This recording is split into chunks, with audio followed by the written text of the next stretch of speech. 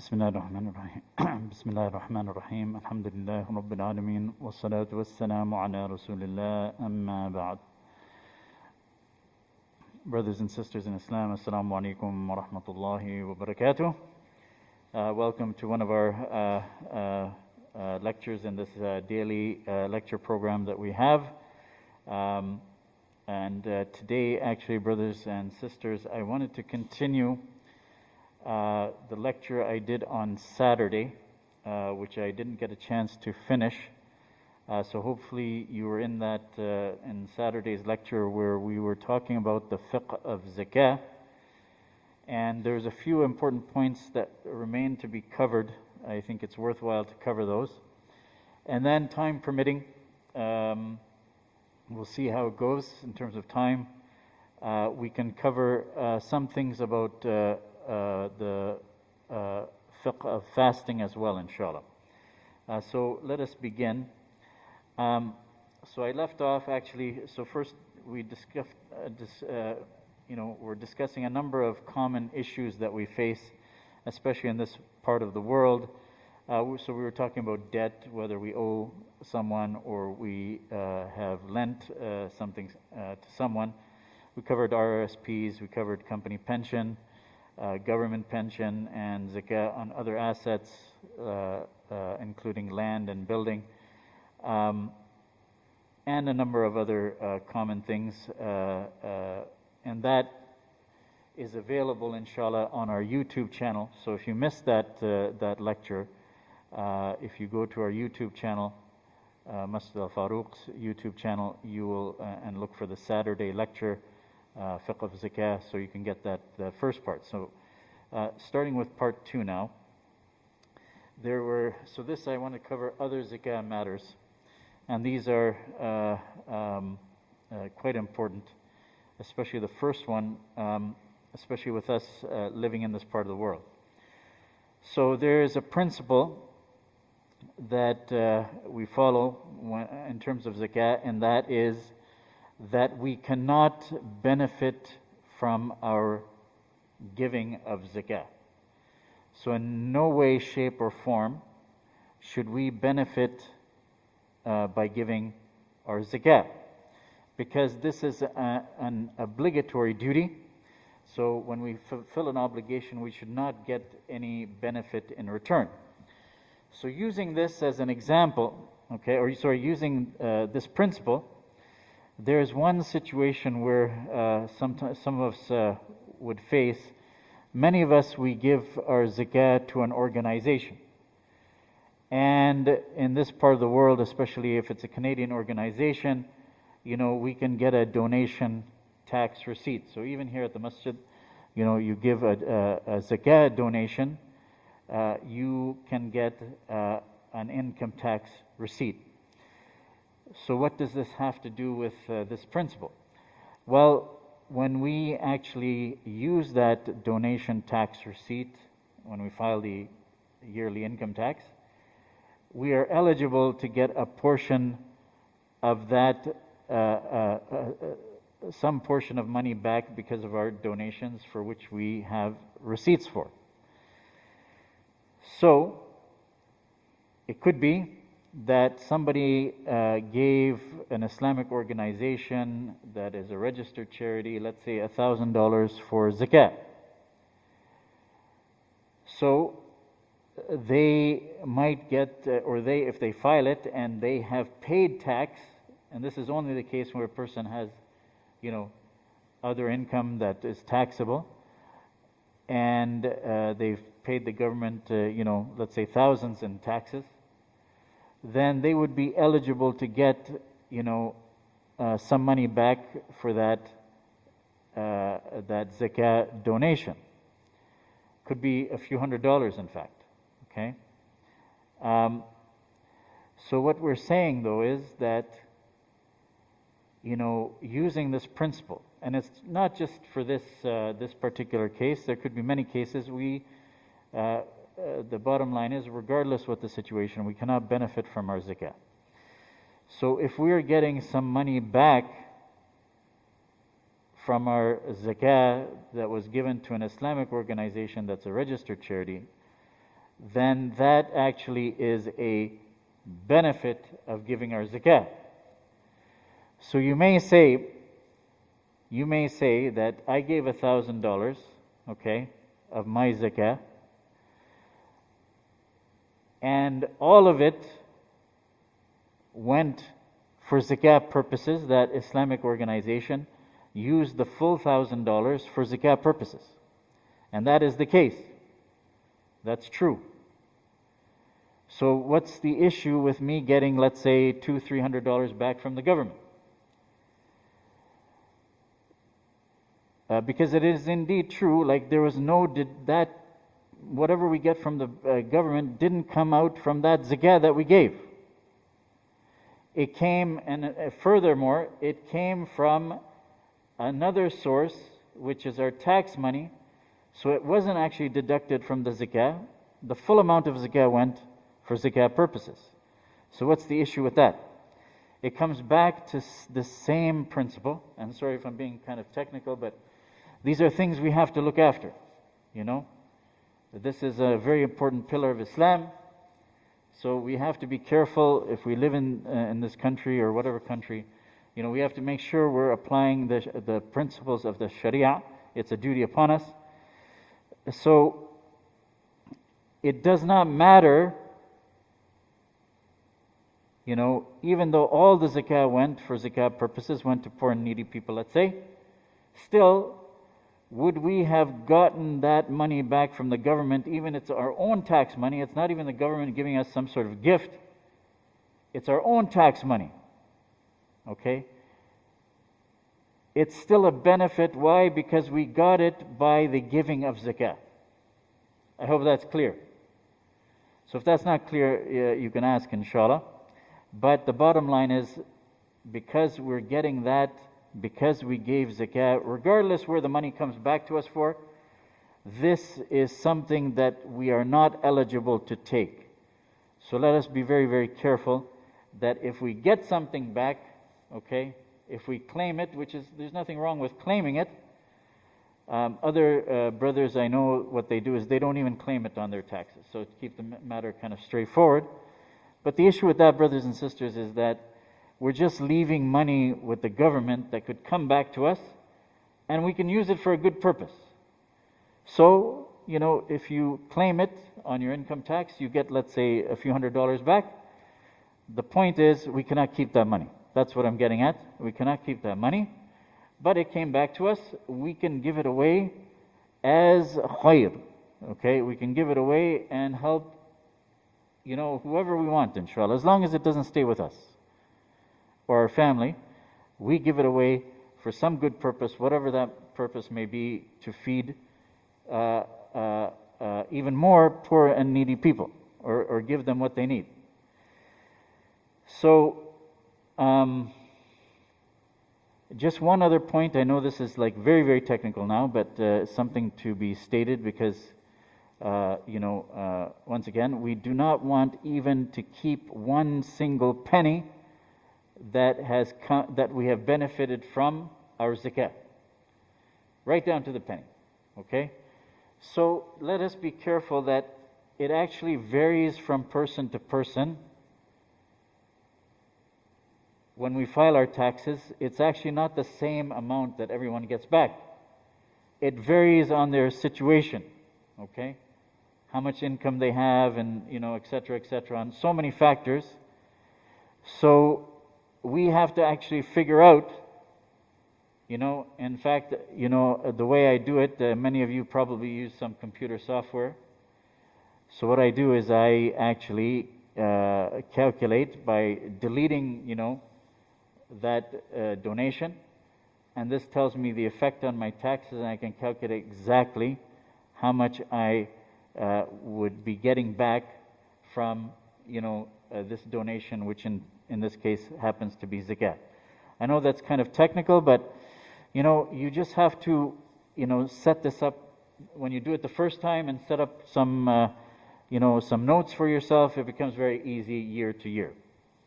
So this is one point. So we should actually make sure that we're not benefiting from giving our zakah. Once again, if that's not clear, you can email the masjid, inshallah, at admin@masjidfarooq.com. Next point is very important as well in this day and age. The principle actually is from the beginning. So the principle is, another principle about giving zakah is that sometimes it costs money to get our zakah to the eligible recipients. Okay? It may actually cost us some money to get it there. So the principle of zakah, or the fiqh of zakah, is that whatever it costs us to get our zakah to an eligible recipient, this cannot be counted as zakah. This is the basic principle from the beginning. But in terms of today, in our situation, how does this apply? How do we apply this principle? Some of us, myself included, we may transfer some money using the money transfer services somewhere overseas and to our brothers and sisters who are in need. So there is a fee to that, usually. So we have to be careful that we do not count that fee as part of our zakah. For example, let's say we want to send $1,000 in zakah overseas, whatever, for our brothers and to help our brothers and sisters. So we go there, we put, $1,000 there, and you do the transfer. They give you a receipt, and it comes out that $10 was for the transfer fees. Okay. So they use your $1,000, okay, you give them $1,000, and they transfer, but they charge $10 in terms of fees. So applying this principle, that we cannot include anything that is, we cannot include the cost of getting our zakah to a recipient. If we apply this principle, then we have to deduct the $10, so only $990 should be recorded as us giving that zakah. So also we should be careful, like some of us, we pay by debit card. Even the debit cards has a fee. So let us make sure that whatever fee it is, few percentage points, whatever it is, that we do not include that as part of our zakah, because that amount is deducted. We pay $100, maybe they deduct a few dollars. So we always record the net to follow this principle. Now, so this might lead to another question, going on to the third point. This may lead to another question that, let's say we made a mistake, in our zakah calculations, either based on these 2 points. Let's say we didn't know about them, we made a mistake, or we made a mistake in calculation. Okay, sometimes, this is like, with numbers and calculations, and we're human beings, sometimes we make a mistake, right? So what does that mean? Does that mean because it's an unintentional mistake, okay, you say to yourself, I didn't mean that like a few years ago. A few years later, I'm discovering, okay, there was a problem in my spreadsheet, for instance, if we use a spreadsheet or whatever, there was a miscalculation, and we come to discover it. Or we learn something that maybe, like these 2 points, maybe they're not known to us. Now we say to ourselves, I have to go back and I have to do some calculations. Now I didn't pay enough zakah. So what's the situation now? Or what do we have to do? So if we actually made a mistake and we discovered it, or even we learned something about how to calculate zakah, and we discover, even going back, that we did not pay enough zakah, so that must be corrected. This is a very important point about zakah, that it's a serious obligation, brothers and sisters, that we must correct the error. And even if years have gone by, no problem, we just pay the zakah, to make up for any shortfall, even in previous years. So we have an obligation to do that Something that, we try to be careful.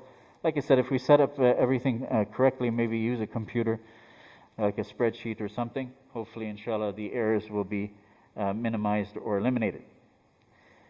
The other thing, fourth point, brothers and sisters, especially in this day and age,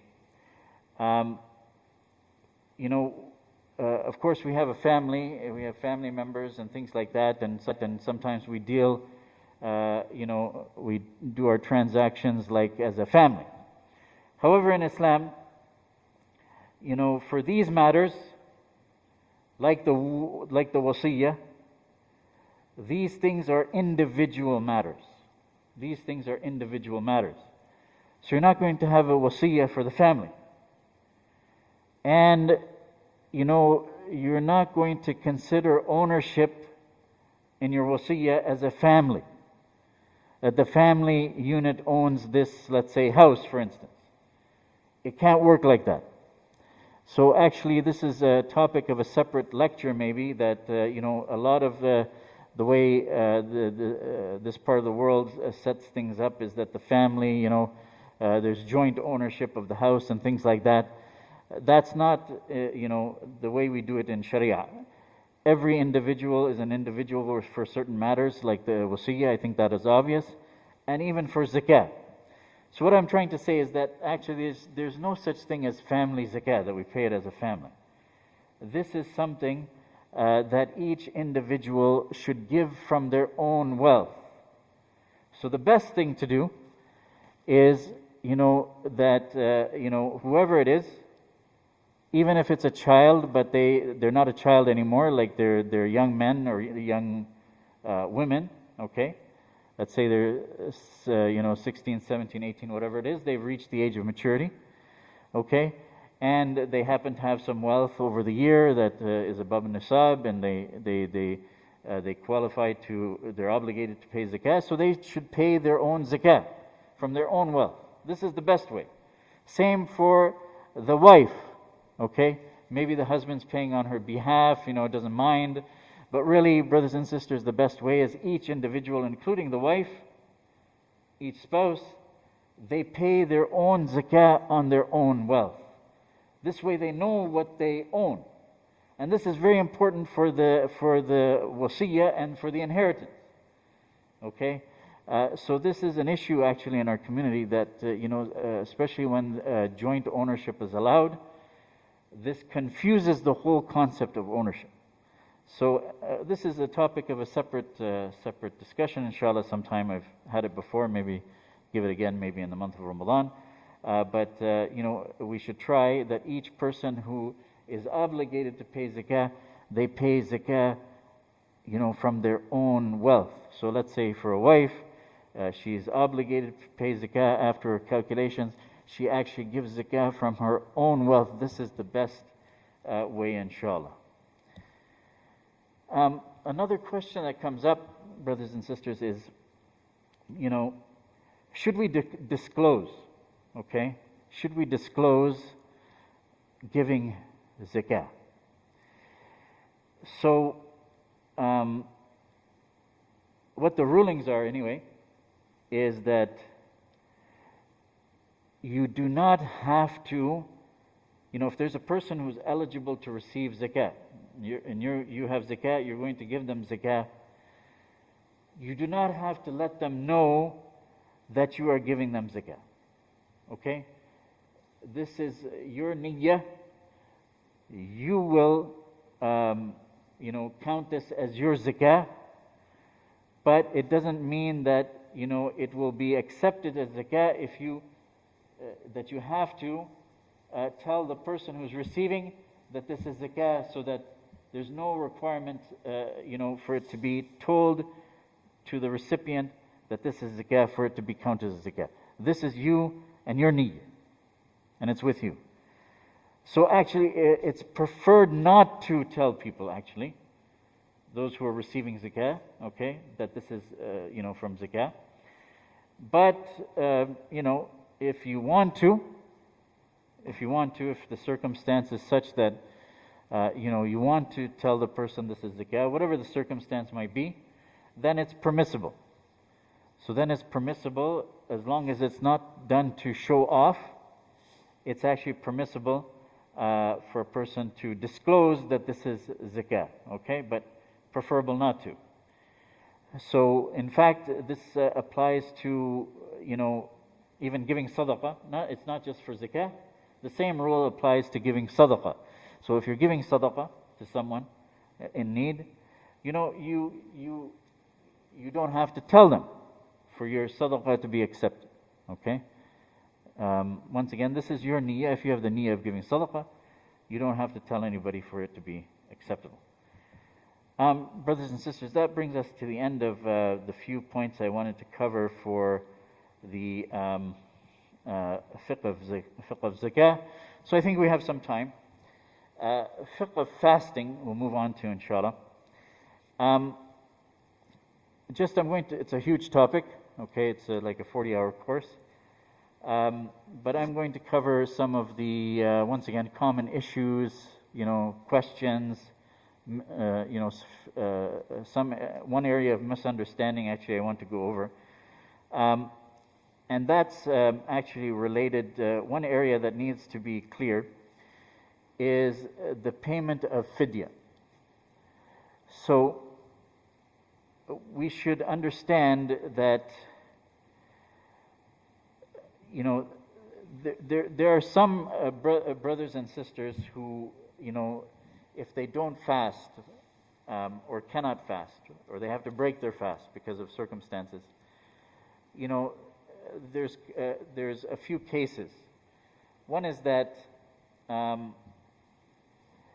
the ones who they cannot fast, they will not pay any fidya, and they will not make up the days. That's one category. These are people who have basically, they are, one example is, of course, children, okay? It's an easy one. Also, people who are insane, they don't fast, they don't have to do anything, okay? Very simple. But then there's the ones, two other categories, that either they will have to pay fidya, or they will have to make up the fasting.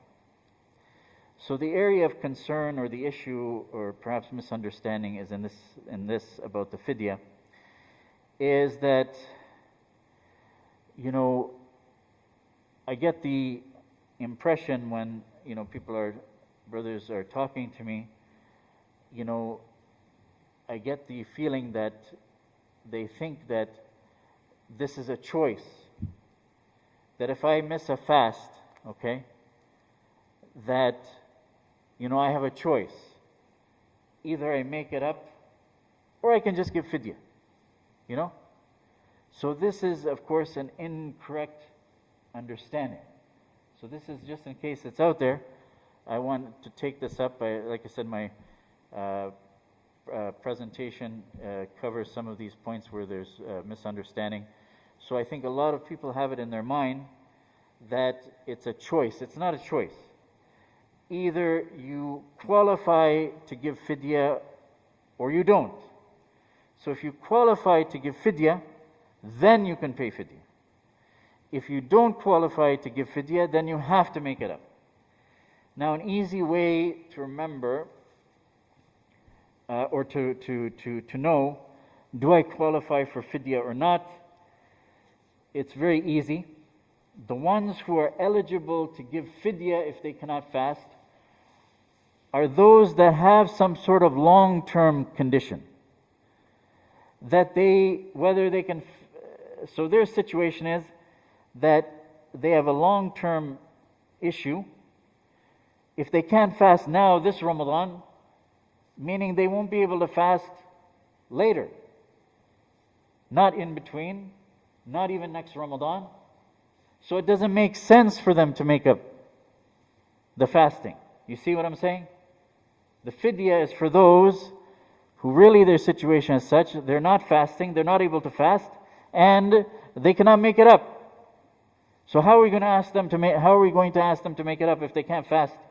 Because of a few reasons. One is they're chronically ill. Okay? They have an illness that they cannot fast this Ramadan, let's say. Okay? But the illness is such that most likely that illness is going to, because it's chronic, it's going to continue, or maybe for the rest of their lives they're going to have this illness. So they won't be able to fast this Ramadan, they won't be able to fast after Ramadan, and they won't be able to fast next Ramadan, and etc. So it wouldn't make sense to ask them to make it up. So only those who fall into those situations. Another example is elderly. If because of age, this Ramadan, a brother or sister who's elderly and has become kind of weak, they cannot fast, then, how are they going to make up their fast later? Or next year or whenever? They're only going to get older, right? So it doesn't make sense to say that they have to make up the fasting. So this is why for those categories where their issue of not being able to fast is ongoing, long-term, they are the ones who are eligible to pay Phidia. And if they don't fall into these situations, 2 examples I gave, then they cannot pay Phidia. They cannot pay Phidia, and they have to make it up. So that's the easy way to remember. If they're not eligible to pay Phidia, then they have to make it up. So a person who has a short-term illness, let's say they're very sick, with some sort of illness, or let's say they had a very big surgery, they have to take medicine on time, okay? But this is temporary. Maybe it's going to take 4 weeks to recover, maybe the entire month of Ramadan. But after that, inshallah, they will recover, okay? Or maybe it could be even longer, it could be maybe months. But it's temporary, so they are required to make up those fasts they missed when they feel better, because it was a temporary situation. It's not going to go on and on like I was saying, the chronic illness.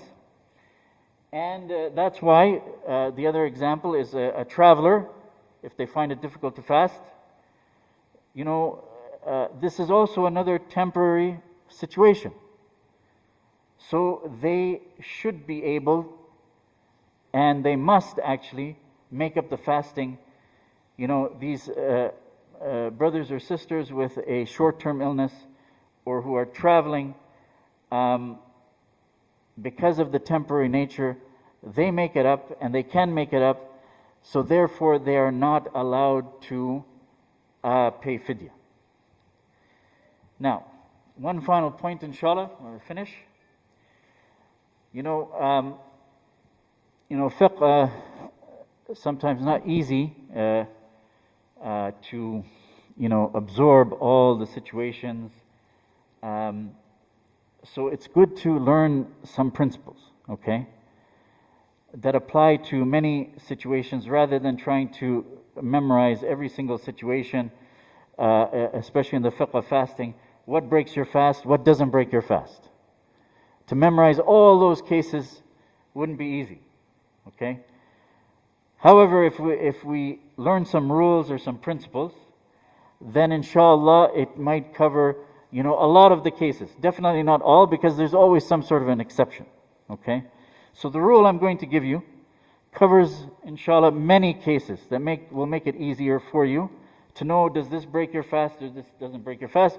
Because we always get questions, especially about the COVID vaccine. Is this going to break our fast? Since last Ramadan we were getting those questions. So you'll hopefully be able to answer if you can just learn this rule. And I'm only going to give you one opinion, because it gets complicated if I give you all the opinions. So I'm just going to give you one opinion, inshallah. That's a good opinion. So we just remember, first of all, that there are 3 natural passages to the stomach. Does anybody know what one of them may be?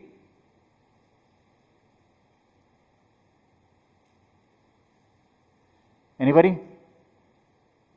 One of the natural passages to the stomach. Yes, brother. Sorry? Of course. So actually, mouth meaning the throat. Because you can put something in your mouth, okay, but the passage that we're concerned about is the throat, okay? You can put, you can gargle your mouth, for instance, brush your teeth, things like that. So putting in the mouth is good, but it's the throat. So throat is one of them. Another one. Anybody else? Yeah, that's already there. Okay. So the passages that, the beginning passage, let's say. So the other one is the nose. The nose. Okay.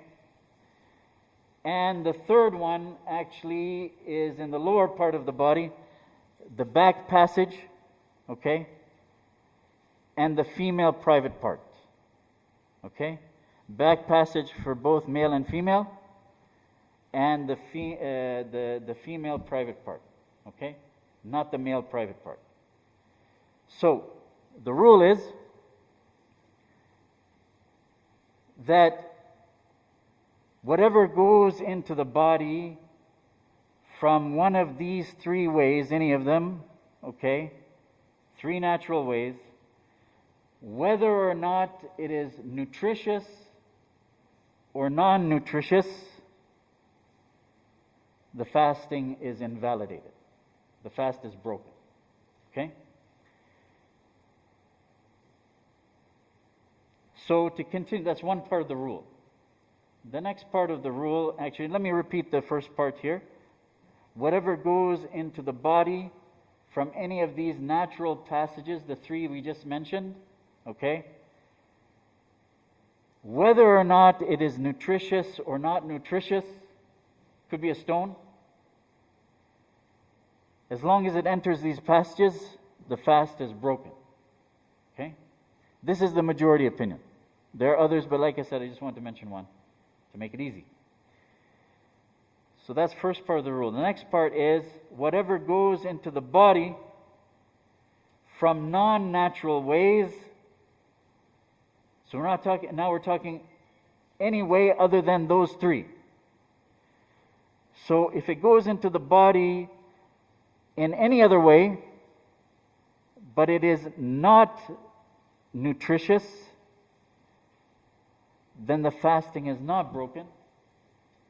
And if it goes into the body from any of the non-natural ways to the stomach, but it is nutritious, then the fasting is invalidated. Is that clear? We need to repeat that. So the first part was, if it's one of the natural passages, one of the three, doesn't matter, because this is a path to the stomach, whatever it is, nutritious, not nutritious, food, not food, fasting is invalidated. Fast is broken. However, if it's not one of those passages, now it depends if it's nutritious or not nutritious. If it's nutritious, it breaks the fast. If it's not nutritious, it does not break the fast. Is that clear? Okay. So now if you follow this rule, we can go over a few examples. Now you can answer this question about the COVID vaccine yourself now. If you get the COVID vaccine, what's the ruling? By applying this principle, this rule I gave you, which, like I said, doesn't cover all situations, but it covers many. Now, if you got the question instead of the masjid getting a question, does the COVID vaccine break your fast or not? Can you answer it? Sorry? Sorry? Yes, it will not break your fast. Why? Because we apply this rule. It's not going through the nose or the throat or, as I said, the private part, the back and front for women. It's going into the arm. So that part of the rule applies where it's going through not a passage that is not connected to the stomach. So the arm is not a natural path to the stomach, right? Because it's not one of the three. Right? So, so the next question is, so we eliminated that it's not a natural path to the stomach. Now we just have to ask ourselves, is it nutritious or not nutritious? Not nutritious. Therefore, it does not break your fast. Okay? Another injection that might cause a little confusion is a vitamin B12 injection. A lot of brothers and sisters need this as part of their treatment on a regular basis, and some of those injections might come in Ramadan. Okay? Vitamin B12. So you may think that actually it's a vitamin, must be nutritious. However, they're not taking it for nutrition. This is not going to help them in terms of nutrition. They're taking it as a treatment for some sort of issue they have or illness. So once again, it falls into that non-natural and non-nutritious, so it doesn't break the fast. However, how about another needle going into your vein, let's say, or wherever, but it's to feed you. Now it's to feed you. You can't eat solid food. Maybe you have an illness, maybe you had a surgery, you cannot eat solid food. So I think this one's obvious, but let's apply the rule. Into your arm, the needle going, is that one of the natural paths to the stomach? Yes or no? Is this going into your arm, is it one of the natural paths to the stomach? No, right? So now we say, is it nutritious or is it non-nutritious? Nutritious, yes, it's intravenous feeding. So does that break your fast? Yes, breaks your fast. Okay, good. Sorry? Yeah, so the patch, it's going into your, so is the skin itself a natural path to the stomach? No, right? Because there's only three. Let me go over it again, maybe I'm going too fast. There's three paths to the stomach, natural paths to the stomach. The nose, the throat, and as I said, the private, the back passage, male and female, and the front, female. Okay? So the skin, is it a natural passage to the stomach? No. This it's a painkiller patch. Probably has some something, whatever it is for to administer this drug. Is it nutritious? No. So does it break your fast? No. How about eardrops? Eardrops. When you put something in your ear, for some of us, even you feel it here, correct? Right? So if you have to use an eardrop in the month of Ramadan, okay, you taste it or you don't taste it. Question number one, is the ear a natural path to the stomach? No. Okay, so that part of the rule is answered. So we go to the non-natural paths. Okay? So now we say to ourselves, we have to ask ourselves, is it nutritious or not nutritious?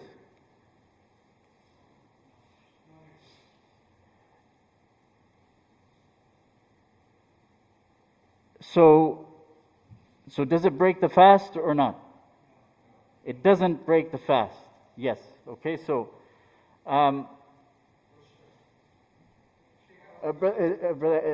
inshallah, I'll take the questions after. This might raise questions, yes?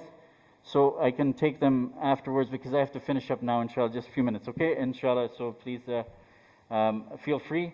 You can either email if I don't get time or you can come. Just let me cover a few more to practice this rule. This one, okay, the next one is nose drop. Nose drop. So is it a natural path to the stomach? So do you have to ask whether it's nutritious or not now? No, no need. It's a natural path to the stomach. The fasting is invalidated.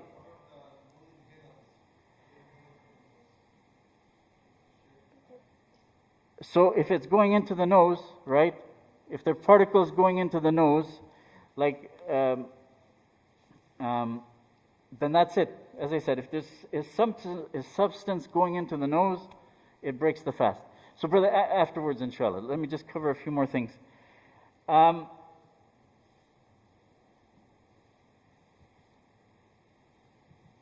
How about those things you have to put sometimes to, let's say you have hard stool or something like that, so you have to put a suppository. Suppository. Is it one of the natural paths to the stomach? Yes. Okay. So do we have to ask any more questions? No. Exactly.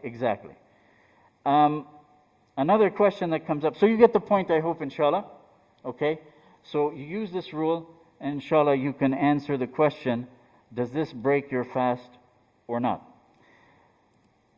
Another question that comes up is, somebody committed a sin. So does this break your fast or not? Does not break your fast. The sin, of course, is serious. But, the fasting is valid. However, it affects the fasting in terms of reducing the reward of the fasting. But the fasting is still valid, so the person would not have to make it up. So brothers and sisters, it's getting very close to Maghrib time. So I'll stop here. So if you do have questions, I guess there's a lot of questions. We can try to take those up, inshallah, although time is a little bit limited. So brothers and sisters, jazakumullah khairan for your time and attention. I'm sorry I covered this in a little hurry, but at least we covered that rule. Keep in mind that rule doesn't cover every situation, but it covers many, inshallah. So you can use that. And jazakumullah khairan for your time and attention. So brothers, the iftar, as we said, is downstairs in the basement, inshallah. So you can proceed downstairs. The volunteers will help you. The sisters will be breaking their fast upstairs. Brothers are downstairs. So please go ahead, inshallah, because we really want to keep the musalla here free from any food or drink. So your cooperation is appreciated for that. Jazakumullah khairan. Assalamu alaikum wa rahmatullahi wa barakatuh.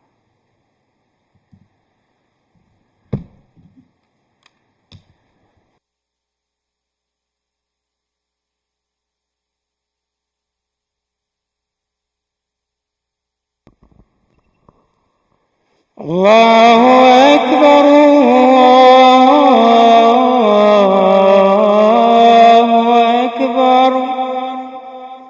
Allahu Akbar,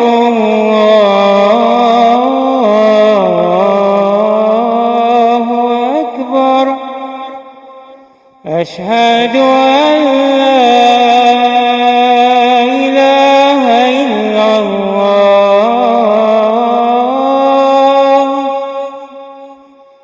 Ashhadu an la ilaha illallah, Ashhadu anna Muhammadan Rasulullah,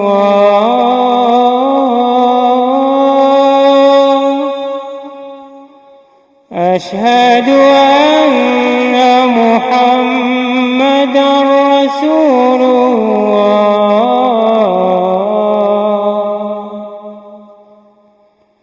Hayya ala salah,